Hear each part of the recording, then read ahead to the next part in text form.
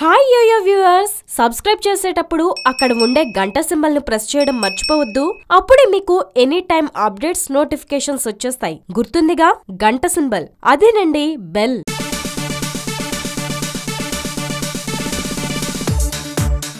మలయాళ సినీ పరిశ్రమ నుండి భావన ఇచ్చిన ఉత్సాహమో లేక భరించి విరక్తి చెంది ఉన్నారో కానీ ఇప్పటి వరకు వెండితెరపై క్యూట్ గా కనిపించిన వాళ్లంతా తమకు జరిగిన అనుభవాలను చెప్తుంటే నోరెళ్లబెట్టడం సామాన్య ప్రేక్షకుల వంతవుతోంది. తాజాగా ఇచ్చిన ఇంటర్వ్యూలో నచ్చావులే ఫేమ్ మాధవీలత చేసిన వ్యాఖ్యలు సంచలనాత్మకంగా మారాయి. తనను ఆ దిశగా రమ్మన్న వారు నా జీవితంలో ఇంతమందిని చూశానని తన వెంట్రుకలను చూపించిన మాధవీలత తన జీవితంలో జరిగిన ఘటనలను తలుచుకుని ఏడ్చేసింది.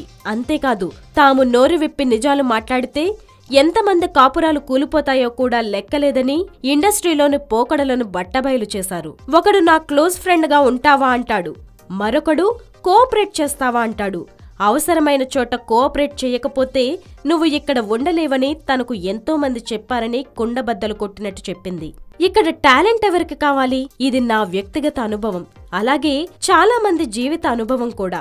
ఇది నాకు కూడా తెలుసు. పుస్తకం మూసి ఉన్నంత వరకే రహస్యం, ఓపెన్ చేస్తే ఇంతేనా అనిపిస్తుందని చెప్పింది.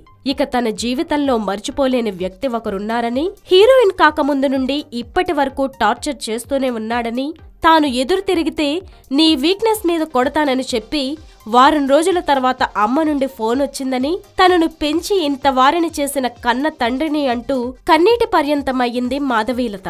అయితే ఇదంతా జస్ట్ శాంపిల్లో భాగంగా విడుదల చేసిన సంగతులు మాత్రమే. ఇంకొన్ని సెన్సేషనల్ సంగతులు మరికొద్ది రోజుల్లో బయటపడతాయి. రంగుల ప్రపంచం అసలు రంగు చిన్నగా బయటపడుతోంది.